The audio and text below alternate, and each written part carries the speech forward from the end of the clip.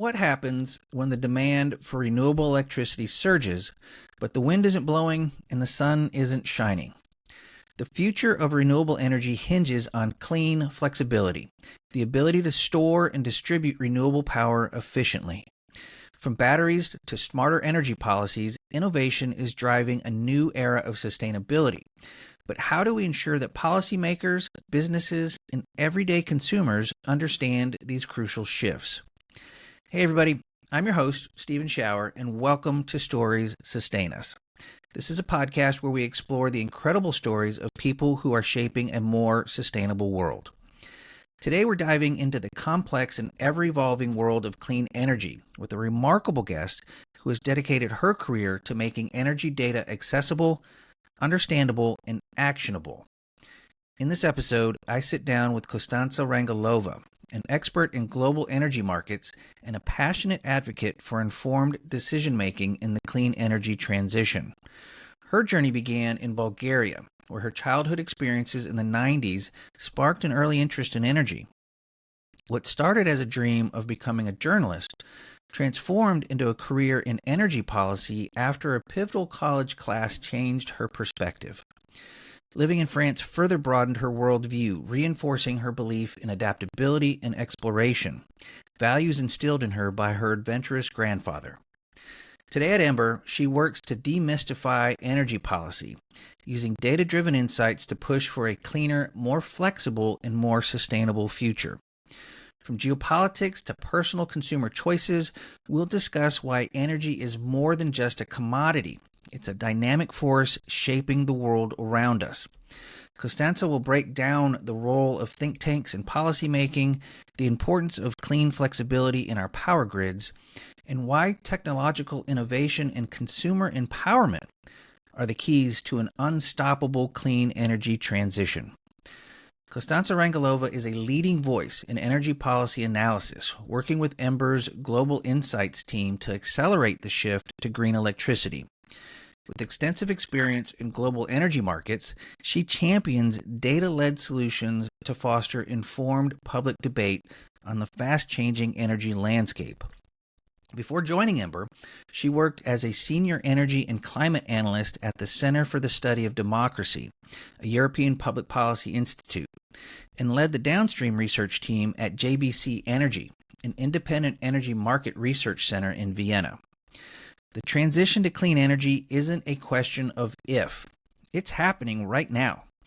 But for it to succeed, we need data, policy, and people working together to make informed choices.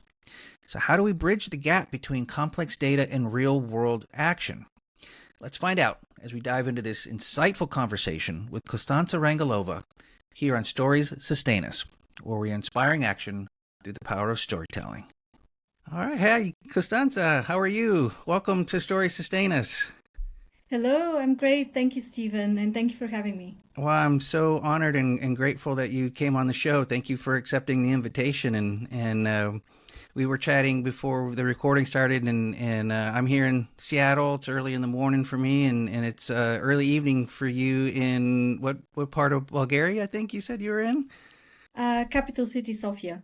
Nice. Yeah, already wrapping up the day. Yeah. Well, thank you for taking some time to join me. I'm looking forward to learning more about clean flexibility and your work at Ember, but let's learn a little bit more about you first. So tell us your story. Like where did you grow up and how did you, what was your journey to get to working on clean energy solutions for us and for the planet? Yeah, I grew up here in Sofia, Bulgaria, but it took me a little bit of time to actually get back here. So it was a very big circle I made before coming back here. So I grew up in Sofia, and when I was 18, I moved to France, where I did my university studies. I did political science as a bachelor's, and then energy policy and economics as a master's. So already by then I was very much an energy nerd. I did a few internships in France in power companies like EDF and Orano. And then I moved to Vienna for my first real life job, which was market analysis on a global level. So I was working lots and lots with energy companies across the world, advising them on energy prices, supply, demand, different trends. Yeah. And this got on until about COVID.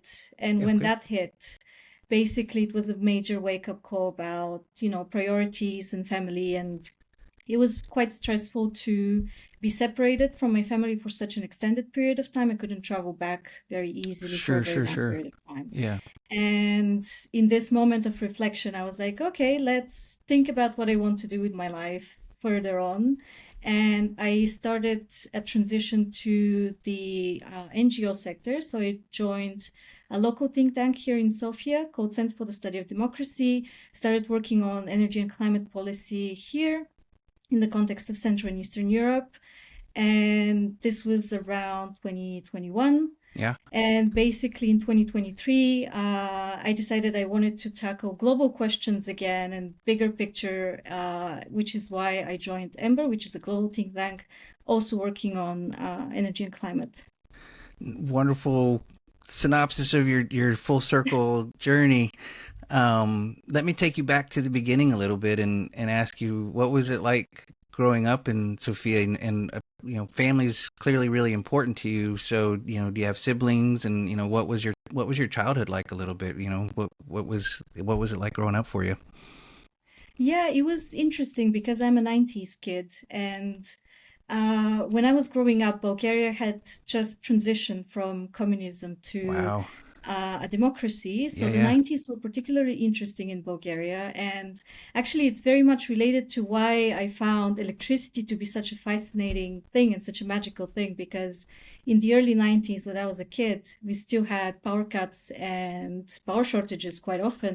So we Sure. did have candles for when the electricity went out in the evening, and you needed the candles to get the light. So it was very interesting and challenging, but also quite fun because we didn't have the digital technologies that people grow up with Yeah. today. Yeah. So yeah, but at the same time, it was really nice to then move away from Bulgaria and step into a whole different way of thinking when I moved to France. I also spent a year in Russia, so very, very international, I would say, and it has been very enriching. But like going back to your roots here in Sofia has always been very, very close to my heart, and like being able to come back to where it all started has been super important. Yeah. Yeah. It's growing up in the States, and I was late teenager, early 20s, in the late 80s and early 90s, finishing my high school into my university years, when the collapse of the Soviet Union happened. And, watching it from here is one thing, seeing it on the news. And, I remember as a young person, the hope that I was experiencing of like, oh, maybe the world is heading a better direction, of a more peaceful direction. I can imagine there was a lot of turmoil and uncertainty, for you and your family being in the transition. Am I imagining the right story, or can you Yeah, talk a little bit more about absolutely. that? Because that just seems so fascinating to speak with someone who was experiencing that transition, not just me watching it, but you were in it. Yeah, yeah, absolutely. It's a very uncertain time with lots of things changing all the time. Very exciting things happening on the news all the time. So you have to constantly adapt, but at the same time live your life and feel some sort of normality. But it also trains you to be very adaptive to change because this was a very dynamic time, like policies would change, or the political regime would change, or the economic situation would change very rapidly. Like there were periods with, as I said, like power shortages. There were periods of like very accelerated growth where people were suddenly getting lots of, purchasing power, improving their standard of living. So there's lots of back and forth, and adapting to all of these changes really makes you adaptable, but also very hopeful about basically seeing how fast things can change Yeah. reassures you that this can continue happening and that with the right things done from your side, you can also achieve what you're hoping for. And I think from a family perspective, this was also why I had the courage to like go to a whole different country completely alone, just being hopeful that this would bring something new and something better. And this is how it happened, actually. Yeah. Were you the first of your family to venture out of Bulgaria to try something new like that, or did you have other older siblings that did it first, or what, because Yeah. it sounds very courageous to start something new like that in such a time of transition for your country. Yeah, I'm the oldest of three, so I was the first. But I had a very good example from my grandfather, Okay. who used to work a lot in transport. So he would travel delivering fruits and vegetables across Europe from Bulgaria. So he had already traveled lots, even during like the communist times. Okay. He would travel all the way to Vienna or to Stockholm, and he had seen so much during that time.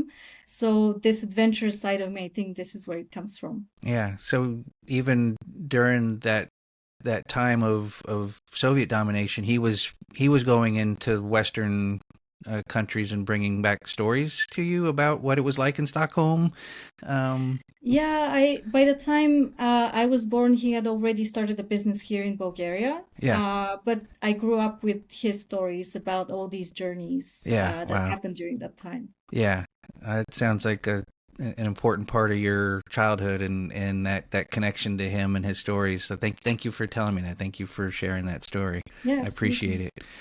So what was growing up in Bulgaria, were you I mean, what were your interests? You obviously eventually got into energy, but and you talked about that being part of your childhood with the candles and the loss of power and things of that. But did you know at an early age that's kind of what you wanted to do, or what were you interested in growing up?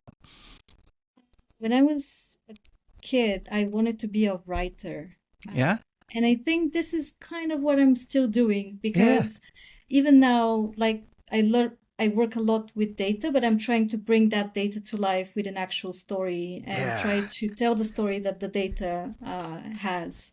So yeah, my dream was to become a writer, a storyteller, and even in Bulgaria we have this tradition, like when the baby first starts walking, it is given like a set of items. Basically, it's supposed to walk to a table with lots of items, and whatever it picks up, it would define what career path Oh yeah, it would be on. And I picked up my favorite book. yeah. Nice, nice. So you did know at an early age. Yeah, yeah. Yeah. Oh, and I love your connection to what you're doing today as also storytelling. I mean that's really the purpose of this show is I believe in the power of data and the power of facts and figures, but we need stories for people to understand that data. We need to be able to take all of, because not everybody, as you said, is an energy nerd. Not everybody's gonna be as deeply immersed into the data as you are. So how do you get that data into someone else's mind, and so that they can understand it and appreciate it and do something positive with it? It's through a story. So I love that connection that you've made in your life for acknowledging you are a writer, you are a storyteller, even though you deal with data every day. That to me is beautiful. I love that. Yeah, So yeah, absolutely. And data can be really fascinating for the right person, and like making it speak to people, especially with graphical representations. I think this is very important because sometimes data can sound like daunting, like very daunting and dry, but at the same time, for the person who really lives with it, there is a story to tell. You just have to bring it to life and like show it and like paint a picture to people. absolutely. Yeah, that's brilliant. I love that. So, and I know in a few more minutes we'll get into your storytelling about clean flexibility, but I love that part of your history because that's really to me telling about your career path. So, um, so you moved to France then. and started kind of your university life there. What was that like for you? Was that the first time you'd really been outside of Sofia and outside of Bulgaria? I had traveled like tourist style, like for a Sure. few days, like visiting different countries with my family, but I had never like ventured out completely alone. So it was super scary. I Yeah. even remember basically I took a bus from Sofia to France, which took like more than 20 hours. Yeah. And I had two extremely large suitcases. And I almost got lost at the train station. Oh boy. And I had to find my dorm. And I had to completely switch from Bulgarian to French for the first time because I studied French in high school. Sure. And then starting to actually speak that on a daily basis with everyone was pretty challenging. But it was also very exciting. And I think this is something that is better and easier done when you're young and when you're not too scared, because I think that at my age now I would be a lot more scared knowing what would happen to me and what to expect. Like at that age you're more hopeful and you're much more courageous in terms of like you're like, okay, let's wing it, whatever happens. Sure. Yeah, yeah, you have that invincible confidence of I'm young and I can do it. So, and you moved. Did you say Paris or what part of France did you go to? Yeah, I was in Dijon first, which you Dijon. might Okay. know from mustard, Yes. like Dijon mustard, yeah. And that was pretty much what was most exciting about this this relatively provincial city in France. But it was actually really, really beautiful. I spent 2 years there, and I met lots of very, very interesting people because the university was very focused on bringing in international students, Hmm. and there were lots of people from all across Europe and even beyond. Oh, nice. So meeting all of these different people was really enriching. Sure. So it was really fun, even though Dijon didn't have much of a nightlife. It was quite exciting. Yeah. Well, just that experience that you said of meeting everybody from across Europe is, I'm sure, very expansive to your young mind and help you get that global perspective that you have now in your career. So that's fantastic. And you said it was political science you were studying at the time. Yeah, Yeah. political science, which was mostly about like constitutional law, a little bit about economics, a Yeah. little bit about statistics. So very, very random, but very enriching things, I would say. Sure. Did you have an idea at that young age of what you thought you might be doing in the future? Because I know Um, for our stories, we evolve, we change, we grow. We think we're going to do this, but we end up doing that. So, did you think you were going down a yeah. particular direction? When I chose political science, it was because I wanted to be a journalist, which was Oh, like in the same direction as like storyteller, sure, you're writing. writer, Yeah, kind of thing. I was like, okay, I want to be a journalist. I want to come back to Bulgaria and be a journalist here. yeah, Um, but then, like in my second year in that political science journey, I had a class on energy diplomacy. And we had this really fascinating teacher that was telling us about these gas and oil pipelines and how they connect to energy security and geopolitics. And I yeah, got super excited about that. And in the third year, basically the bachelor's like degree had 3 years, and the third year we were supposed to go abroad, either to do an internship or an exchange year somewhere. And I was like, where is the most exciting thing for energy from a geopolitical perspective? And I was like, let's go to Russia. Russia. Sure. Yeah, absolutely. So yeah, so I went to St. Petersburg and took lots of energy related classes there as well. And from that point onwards, I was like, okay, energy nerd through Yeah, and through. perfect. And let me tell you what I'm thinking and make sure that I'm thinking the correct thing. I was thinking Russia too, and you're like, what is the most kind of important place? And what I'm imagining why that was and still is such an important geopolitical place with regards to energy is as I understand it, the oil and gas that's you know produced in Russia. They're obviously then the pipelines that are running across Europe and feeding power and energy to Germany and to France and to other countries. So you have these pipelines going across multiple countries, with the energy source originating in Russia. We're in a time still where Russia and the West doesn't always maybe see eye to eye, to say it politely. um, Oh yeah, and also like the context now is so much different than when I left. Like when I went to Russia, it was I think 2012, sure. 2013. So Okay. it was even before Crimea Yeah. Wow. happened. Yeah. Yeah. And things were still pretty calm, and people were talking about Nord Stream and gas from Russia in a very, very positive Positive way. Yeah. context mostly. Yeah. So how the tides have changed since then, I would Sure. say. Because Crimea, if I remember correctly, that happened in 2014, if I'm Yeah, yeah. remembering my timeline correctly. Yeah, yeah.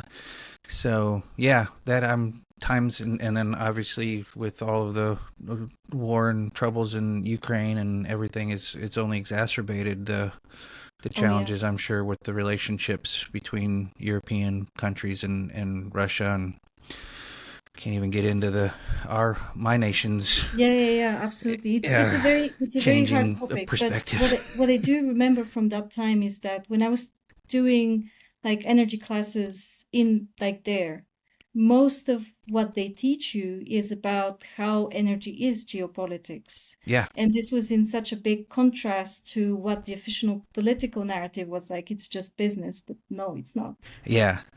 That's such a great insight. And could you say that again, just to make sure the audience heard that? Because I think what you just said is really, really important about Yeah, I mean, that energy energy is is geopolitics. political. Yeah, Yeah, it's never just business. yeah, Energy is political. yeah. That's, I think, such a crucial bit of information that I don't know the average person always thinks about. Because they're just like, I just want to make sure the light turns on when I flip the switch on. They don't really think about all the geopolitical infighting that's taking place to make sure we have enough, wherever Yeah. you are located. So Yeah, and it makes you think about how crucial it is. Like, I just think back about the candles we had and like how there were periods of time where power would go out and you didn't have an alternative. And like, you really understand how crucial that is and that it should never be taken for a given. yeah, yeah, wow, that is such a powerful personal history that you have in an understanding of that. I think a lot of people in the United States may take energy for granted, and not have that appreciation that you do for it. So, thank you for kind of bringing that to our attention, because I think Yeah, yeah, that's a very absolutely. powerful and important piece of information. Um, so your 2014, 2015 time frame, you is that when you moved to Vienna, or I'm forgetting the timeline? No, that was the last year of my bachelor. So from then I moved to Paris, where Paris, I that's did my right. master's degree, Yeah, and I stayed there until 2016. So doing 2 years of my master's and then 1 year of working at different power companies in France. yeah, And after that, I moved to Vienna Vienna. because I was actually very disappointed with Paris. I Okay. didn't really like living there, so I was like, where should I go next? Yeah, Vienna sounds nice. yeah. Please tell me it was, because it's on our list of places to visit. Paris is magical to visit as a tourist. Yeah, we've been And to I did Paris for visit our it. honeymoon, but we want to go to Yeah, Vienna for absolutely. another vacation. When I was in high school, there was this competition where the prize was a trip to Paris for a week. Yeah, And basically, I fell in love with Paris during that 1 week. So I won the competition, went to Paris, and I was yeah, like, oh my God, I want to study in France. I want to go to Paris. yeah. And then when I actually started living there, I was like, oh, no.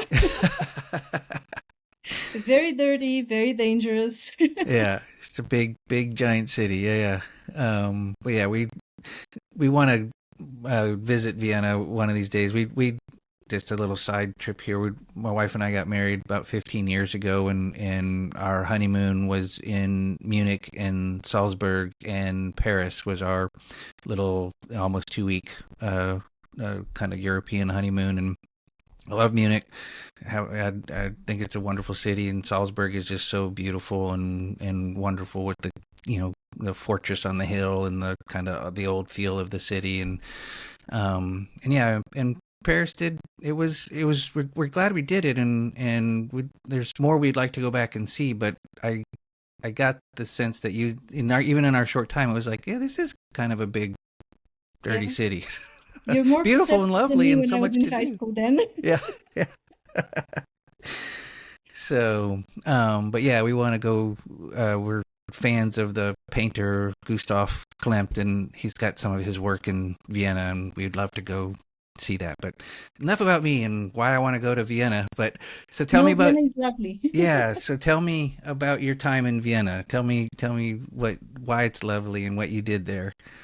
Yeah, it's a very livable city. I think Vienna has been rated like best city to live in Europe or in the world even like for many years in a row. Yeah, And it's very green, very well organized. Like public transport is so smooth, like you don't need a car. yeah, Um, and life is a very good balance between a relatively large city with a good nightlife, but at the same time is not super dangerous or super big like Paris is. yeah. So I think it was a very, very good balance between all these things. And it was also much closer to Bulgaria, so trips back home were also Sure. much easier. Nice. I could do them more often as well. Yeah, that makes sense. So, in what were you the work you were doing? Is that was the one of the think tanks that you had worked at, or were you still No, in the it was private a sector consultancy. in? Yeah, it was a consultancy, so I was in the private sector, uh, business analysis, market analysis for energy companies. So it was also very much focused on oil prices or gas prices, power prices, things like that. So very interesting in terms of it involved lots of travel because working with energy companies across the world means that you also get to visit them, Sure. talk to the people who work there, explain to them some different trends, like discuss these trends with them, get some insight back. So it was very exciting, but it was not as rewarding as working for a think tank is. Yeah. So tell me a little bit about that. You left then Vienna because of COVID, and eventually wanted to get home, and you wound up at a kind of a Bulgarian think tank before you Yeah. wound up at Ember, the more global think tank. So what is life like at a think tank for someone who may not know? They've heard that term and they know think tanks exist. What do you do at a think tank? What's the kind of a daily work for you? Yeah, it really depends on how, because I would say that it's very different in this Bulgarian think tank compared to Ember. And I think size has to some extent due to it. But I would say that a lot of it is about thinking about what kind of impact you want to achieve and thinking about different policy issues first and thinking about impact first. Because when you're doing business analysis in the private sector, it's about what is going to bring money to Yeah, your companies, what should return on companies investment. know to increase their profits. Yeah, And when you work in a think tank, you're thinking about what needs to change and how do we change it. And it basically is about analyzing different policies and trying to understand why they work or they don't work, trying to see, okay, can these policies be done better in this country? Can we transfer them? Things like that. So it's very different in terms of like topics as well. It's very diverse because the things that you want to work on really much depend on what's going on policy wise. sure. And it's very reactive as well. So, for example, if suddenly something becomes a very hot topic in Bulgaria, for example, you have to look at that with a clear eye and provide an alternative voice that basically says that, okay, politicians are saying that, but they have an agenda, they are thinking about something. Sure. And then you have, as an independent thinker, you can say, okay, objectively, this is how this policy is being done here and here and here, and the Bulgarian context is this, and then this is how we need to change it to make life better. So I would Yeah. say this is how it's like. It's about identifying issues and trying to solve them with Nice. an independent perspective. Yeah. Thank you for that explanation, because I'm sure most people have heard of a think tank, but they might not know what happens there. So that I appreciate that. It makes a lot of sense. So Yeah. tell me, oh, go ahead. Sorry, I was just gonna say, like, there are lots of parallels in terms of like what you do. So when I was in the private sector, I would write reports as well. So basically, you write a report that explains things, and then you write them for your audience. But then the reports and the audience are completely different when you're in the private sector and uh, when you're in a think tank. Sure. And I like that explanation of, private sector, obviously you're trying to drive revenue, return on investment, trying to make sure that shareholders are making their money or whatnot. But it sounds like in the think tank you're thinking more broadly about, you know, social, political context and policy, and how you can help, how your ideas and your reports can help shape the future direction of society, of whether it's Bulgaria or the globe. You're really trying to think of policy positions that you can share then with those in power, who can you can convince them, influence them that your idea is the right way to go, and then they have the ability to enact a new policy or change something based upon your studies and your reporting. So, am I telling that correctly? Yeah, yeah, absolutely. And also, it's very different. Like when you think about, for example, what Ember is doing. So we are collecting lots and lots of data about power generation in different countries or electricity demand. So all of these data is freely available. So you provide it and you want people to go and look, and you want as many people as possible to have access to this and to easily look and check and see what's going on. And when you're doing this in the private sector, it's completely opposite. So basically Sure. your clients have to pay for you to give them the data and the insight, and this is hidden and behind paywalls. And you want this, like, it's the perspective of as little people as possible have to know, Sure. and you That share makes as sense. little as possible with the general public, and it's only a few eyes that actually have access to the data. Yeah. That's also, I think, an important distinction. So thank you for clarifying that too. And that makes, obviously a lot of sense from a private business. They don't want to share their data with competitors or others. Yeah, So that yeah, makes a lot of exactly. sense. Yeah. So tell me about life at Ember. Tell me about what it is that what is Ember, and what is it that you do there?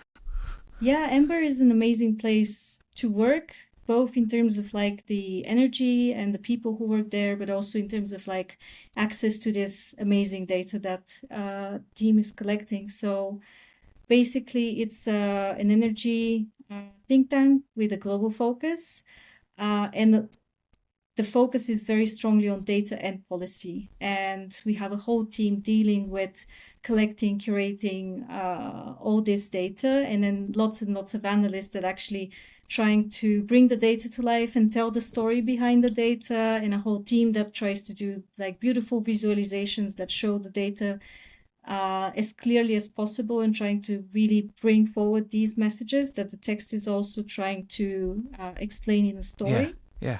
So yeah, and we have several focuses. So we have European teams working on European energy policy, but also we have teams in Asia doing local policies there, and we also have a global perspectives team, which I'm actually part of, which is trying to bring everything together and try to look at the big picture about where the world is going in terms of the energy transition, because this is essentially what we are trying to do. So the world is currently going from a past where we just burn fossil fuels to provide our energy Yeah. into an electrified, clean power and clean energy system, and then trying to do that as efficiently as possible, as beneficial, making sure that all these opportunities are being, harnessed by people, and doing that by providing this data freely available to everyone, and trying ourselves to analyze this data and bring forward the key messages, like looking at this data on a daily basis and seeing like, okay, what's going on? Where's the world going? Where is it going fast? Why is it going faster here and not there? What is making the change? What is driving this? And can this Yeah. be replicated elsewhere? This is the questions we're trying to answer. Big questions. Those are Oh yeah. particularly all the teams, but your team on the global scale. These are big, important questions, and I stumbled upon your work. I look through news services and all kinds of different sources to find stories that are fascinating to me that I can then go, oh, I'll invite this person on the show. And that's how I came across your work. I saw an article about a clean flexibility report that I believe you were one of the key authors of, and I read the report, and it made a lot of sense to me, and it was yes, technical beyond some of my understanding of energy, but it was still it just resonated with me of like this makes sense. This is a direction we should be going in. So To hear. Thank you. yeah, well, and thank you for your work, and thank you for accepting the invitation because I wanted to know more about it. So tell me and tell the audience, what is clean flexibility, and what is kind of the basis of this idea that you had in this report. Yeah, absolutely. So, clean flexibility is how you make sure that electricity is clean, not just in the sunny and windy hours.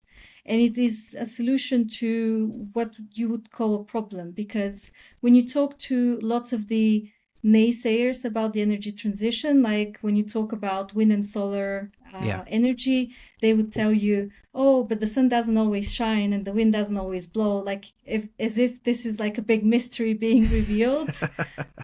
Like, okay, we didn't think about that. Shocker. But basically, clean flexibility is how you make sure that you still have electricity even when the sun is not shining and when the wind is not blowing. And there are different ways of doing that. And the way you can kind of explain it is that if you understand the energy system, and especially the power system, as an organism, Yeah. wind and solar would be the heart, because they're the main sources that are currently growing. They're providing all of the growth in clean electricity globally, and they're pumping this energy into it. But at the same time, you also need a brain.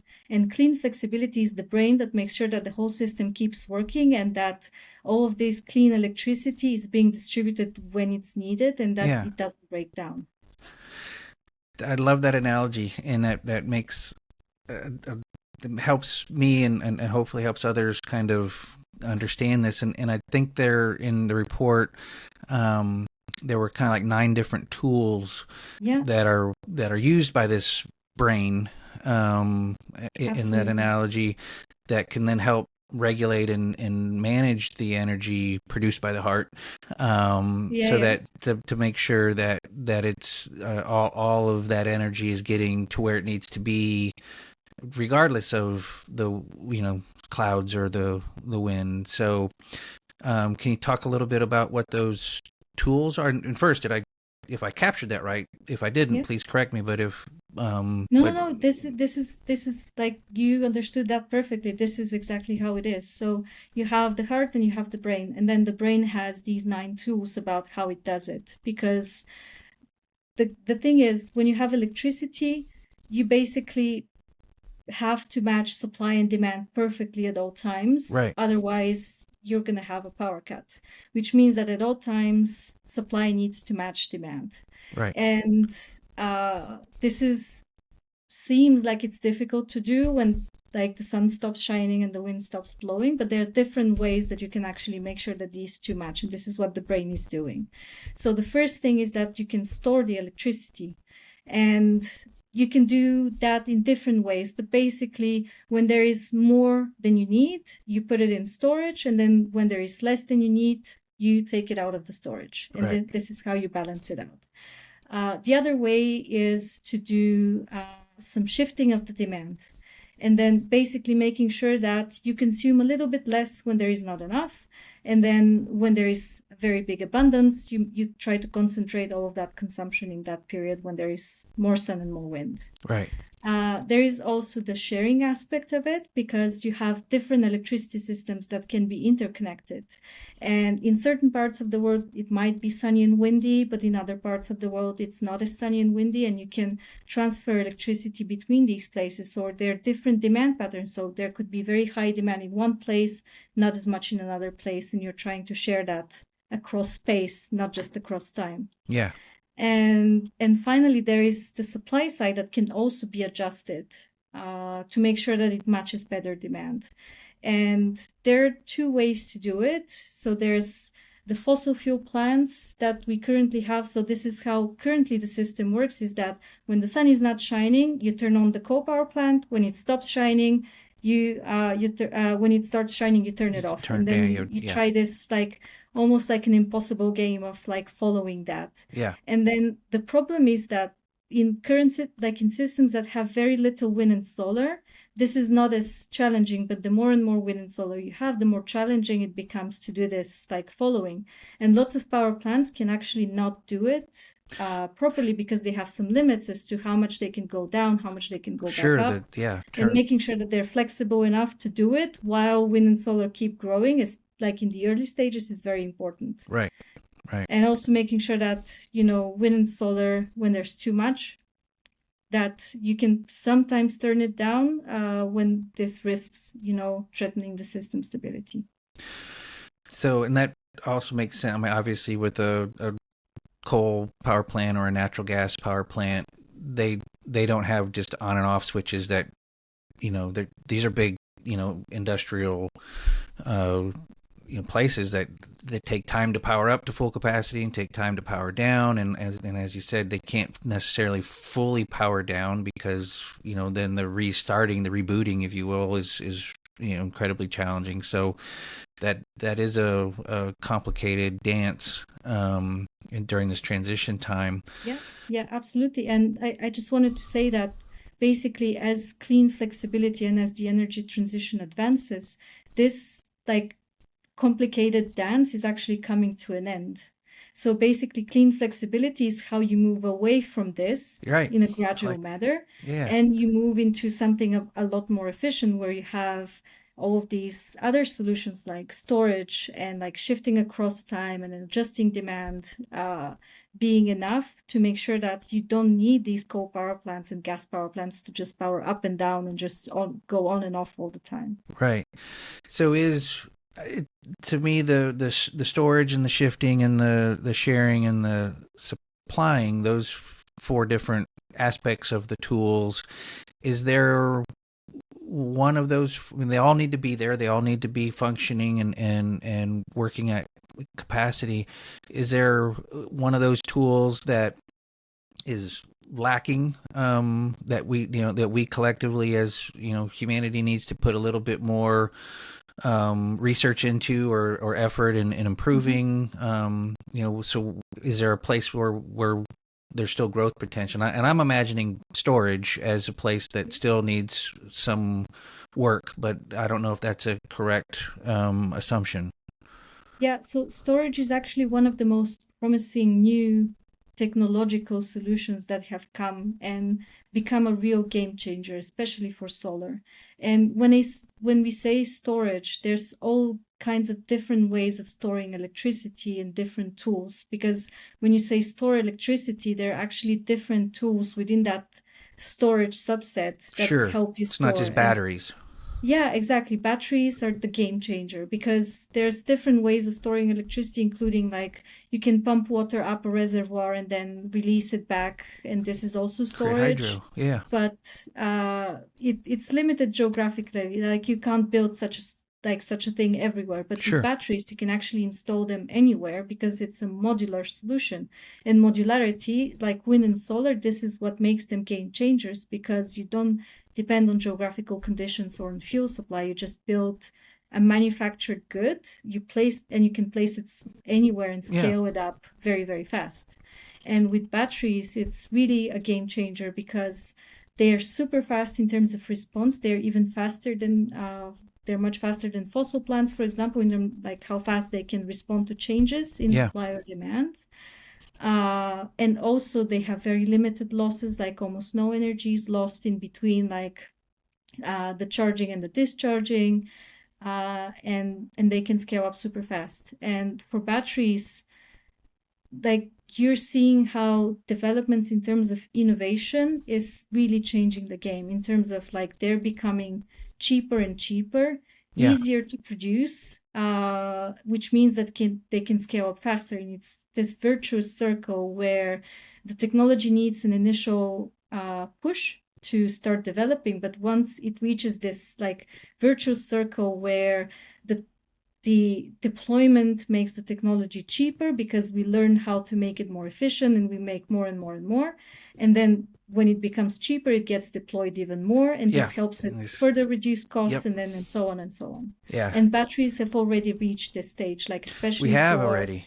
yeah, they That's have. great. Like you have so many markets that have already deployed so much batteries. Like for example, California in the US. This is like one of the best examples of like large scale battery deployment, where already in April 2024, batteries were the biggest source in terms of like producing, like giving the most energy to the grid in the evening when the demand is Yeah. highest.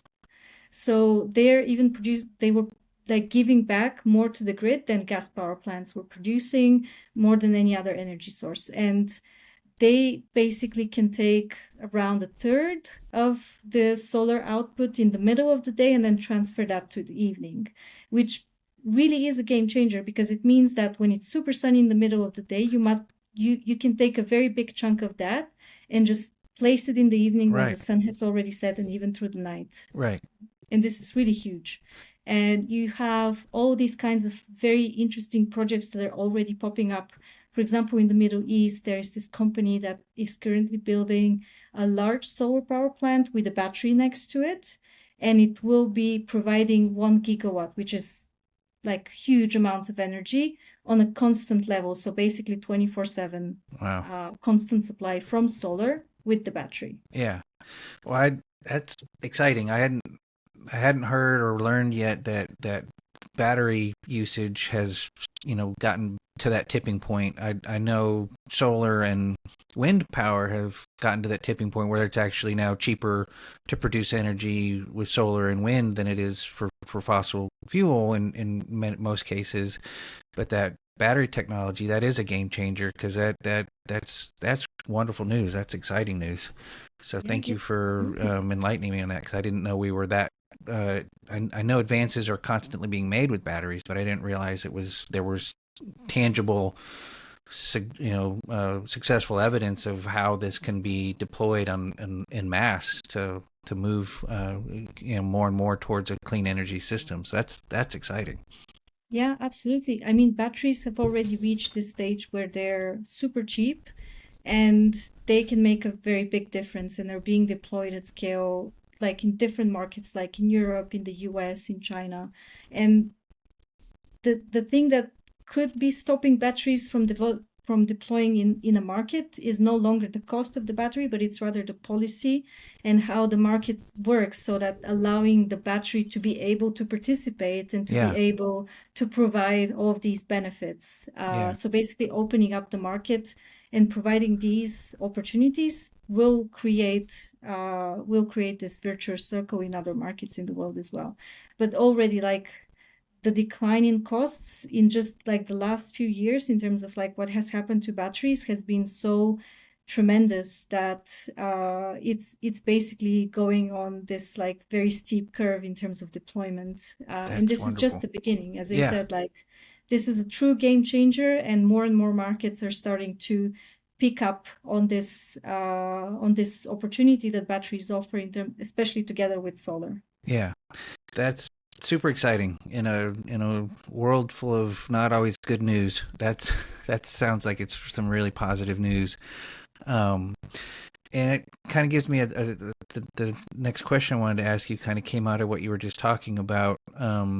Markets, they're created by man. They're created by policy, right? These are not natural like gravity. They exist because we created them.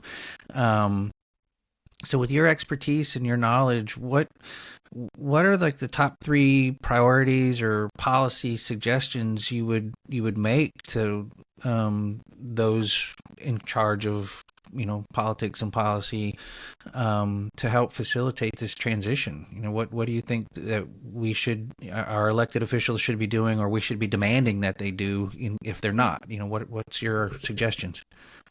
I would say that thinking about clean flexibility is very important, because for a lot of policymakers and for a lot of people, like, this is not even considered as a concept. Like, they don't even understand what this is for them.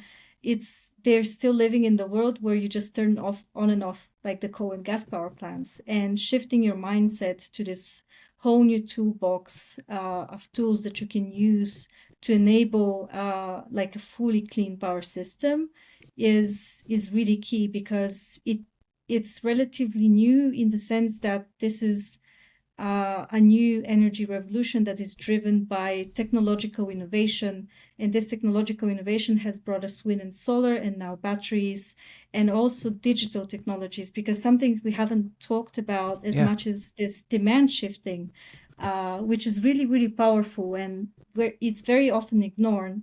And it's actually something that empowers consumers as well, because demand flexibility means that people are empowered to consume cheaper electricity when there is abundance of wind and solar. Mm. And this means that your power bill, you have more control and ownership of how you consume electricity, when you consume it, and how cheap it is. Because if you just have like one fixed, for example, power tariff, the chances are that it's relatively high because it balances out all of these like more Highs and expensive lows. versus cheaper moments. Sure. You don't have any risk, but you also don't have any ownership of your consumption, and you don't understand your consumption.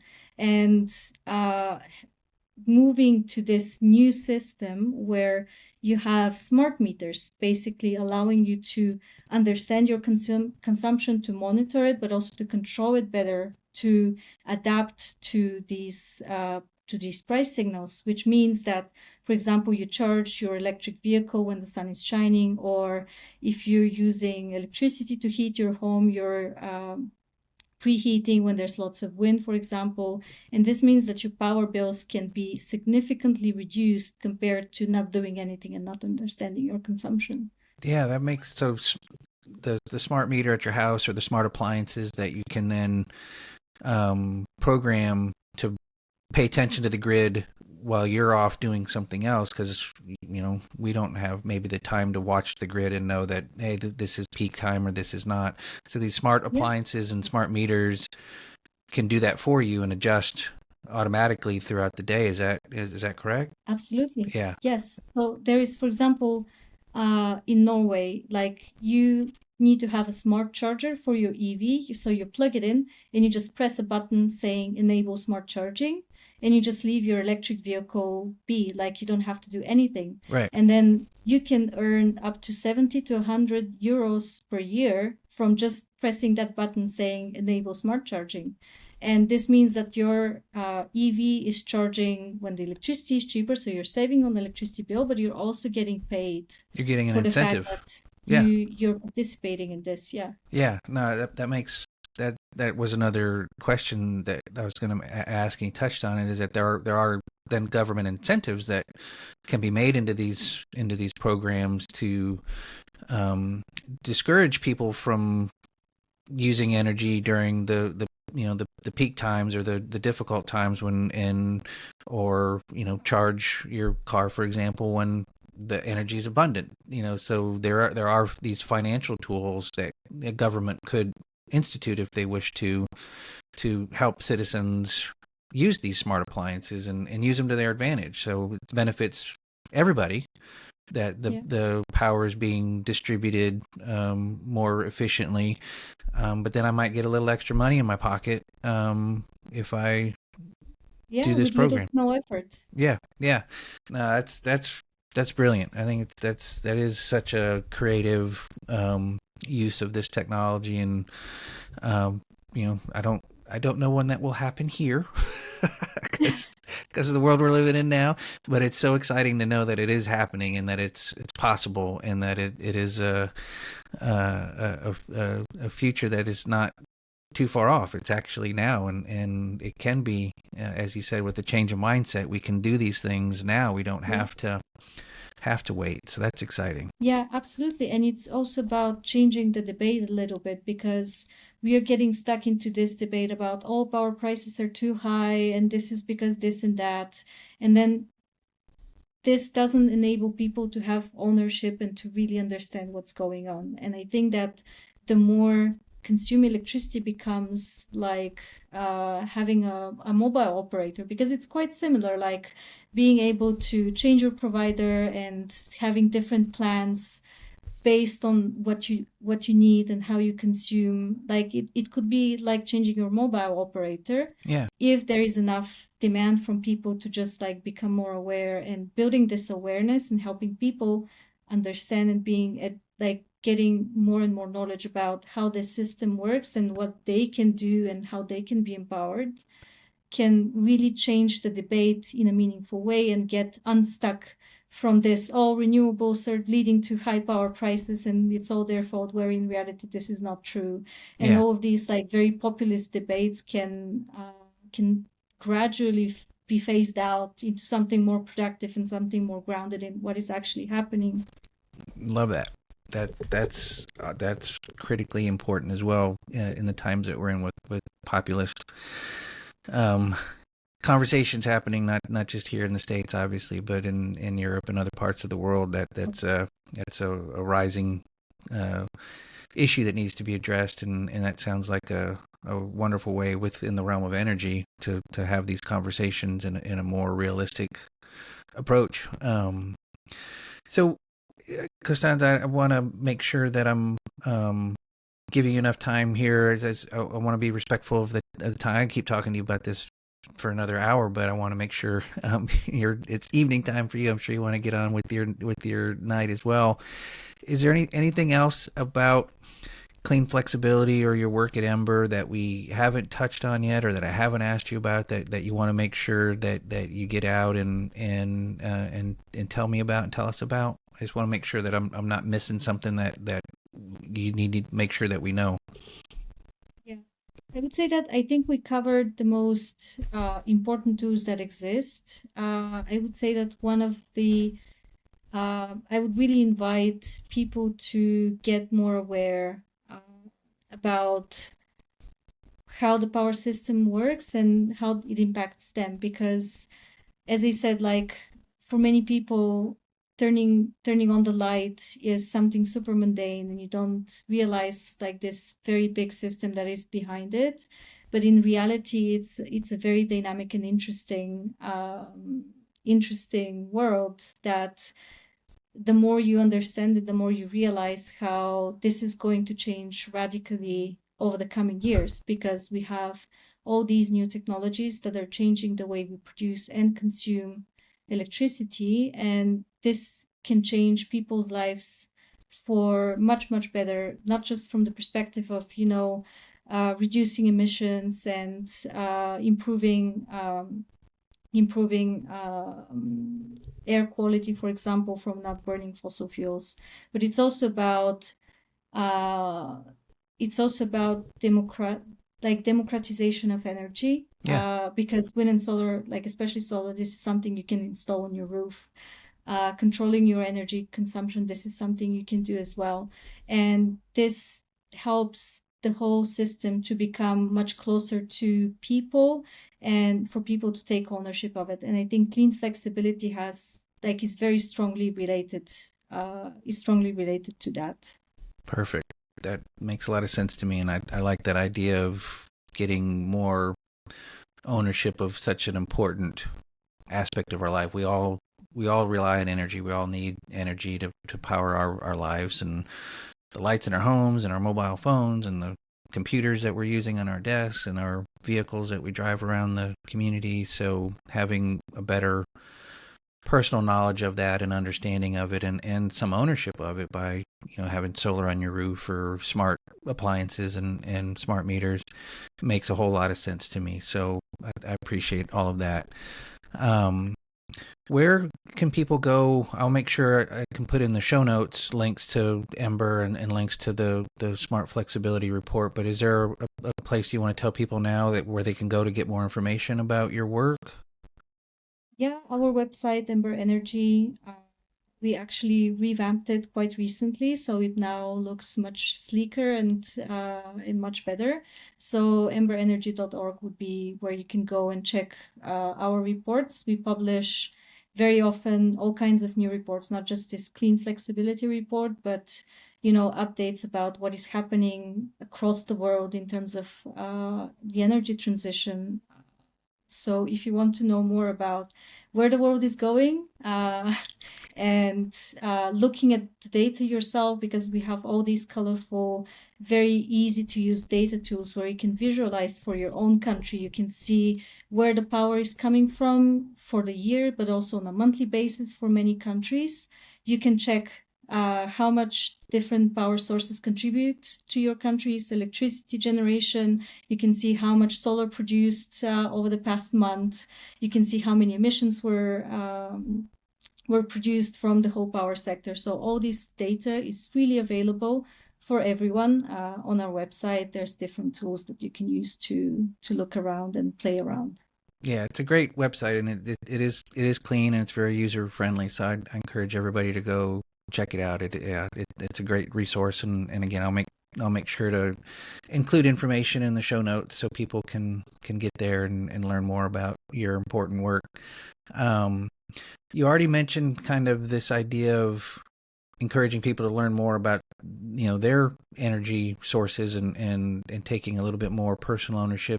Is there anything else as a call to action? Is there, as we're kind of nearing the end here of this conversation, and hopefully folks are as excited and inspired to go learn more about this as I am. What do you want people to do now that they've heard your story? I would say get informed and demand that the clean energy transition happens, because this is what makes electricity cheaper. But also, we talked so much about geopolitics. Like, if you want locally produced energy, this is the way, and this is the way for you to have clean and cheap electricity. You don't have to import gas from certain countries. Yeah, those guys. or Yeah. or just, yeah, exactly. So basically, this is a transition to a much safer, cleaner energy system. So demanding that this happens, and keeping pressure on policymakers to not succumb to all these populist narratives that can sometimes derail the transition and slow it down. Because actually, it is like what we have seen in Ember is that the transition has reached this critical point where it is now unstoppable. Like, countries across the world are switching to wind and solar because they are cheap, not just because it's some random policy decision. Yeah. And so many more countries are also trying to do that as well, and they're growing. Like, these are the fastest sources in terms of growth. Like, wind and solar growing more than any other source of electricity globally for many years already. And this is where the world is going. It cannot be stopped. Some countries could possibly slow it down, but it will not stop from a global perspective. So basically, keeping that in mind would be very, very important.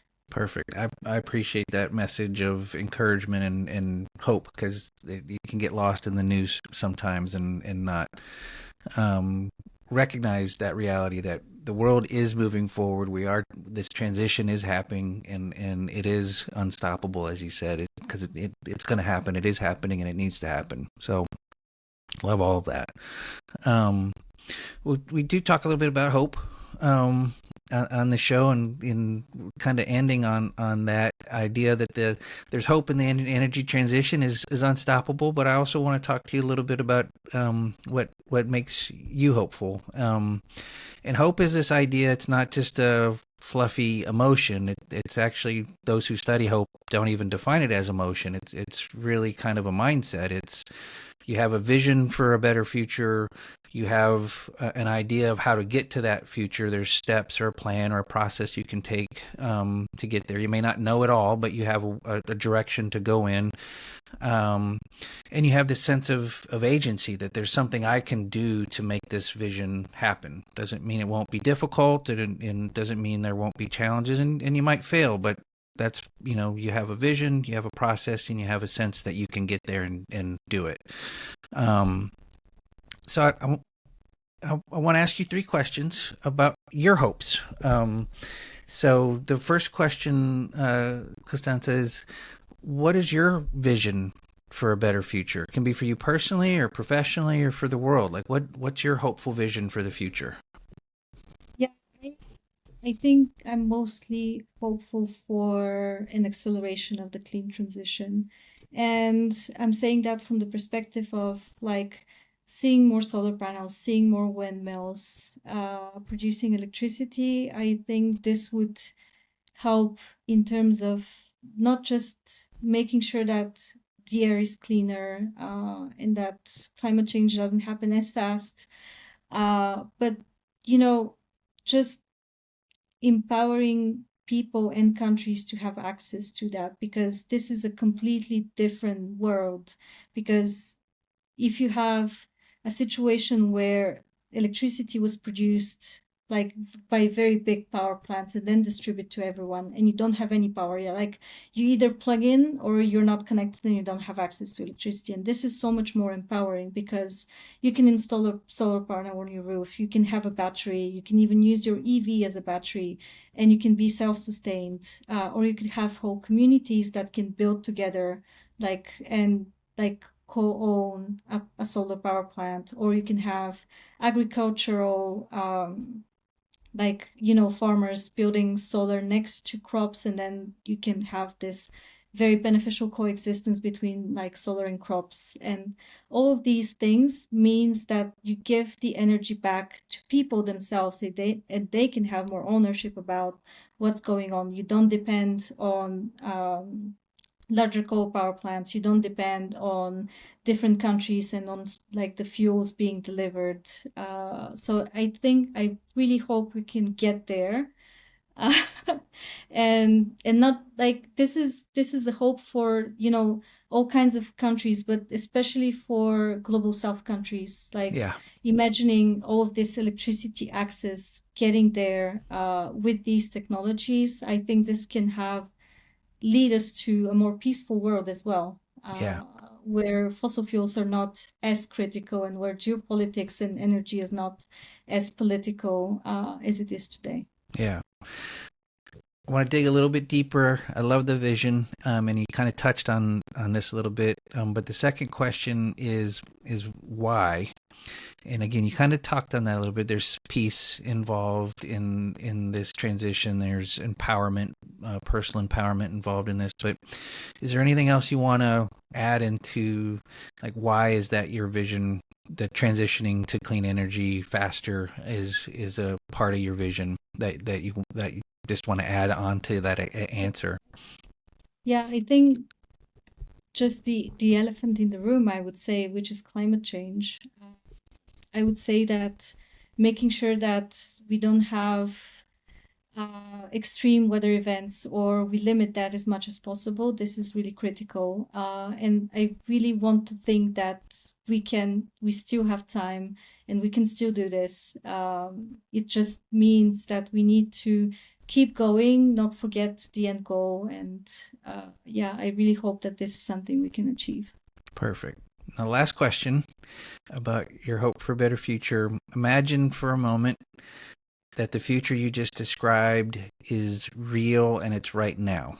We've completed the energy transition, and globally, in the global south is seeing the benefits from it, and there's a more peaceful planet because we're not in these geopolitical conflicts over oil and gas, and so we're living in that future you just described.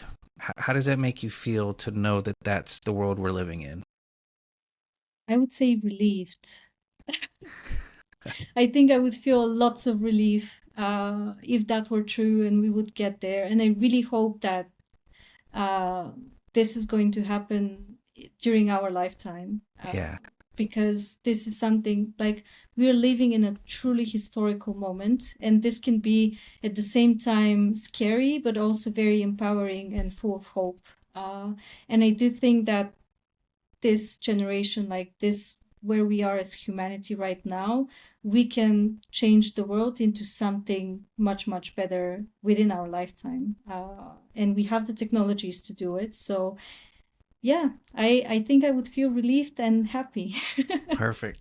Well, Kostantsa, thank you so much for your time today, and thank you for your expertise and knowledge, and sharing it in a way that's attainable to me and an average audience who aren't, as you described, energy nerds. So I appreciate that storytelling ability that you have to take this really data driven analysis that you do, and explain it in a way that is understandable for all of us. That was really brilliant, and I'm grateful for your time, and I'm grateful for your work. Thank you for all that you're doing to help expedite that energy transition, to get us to that better world that we're all trying to get to.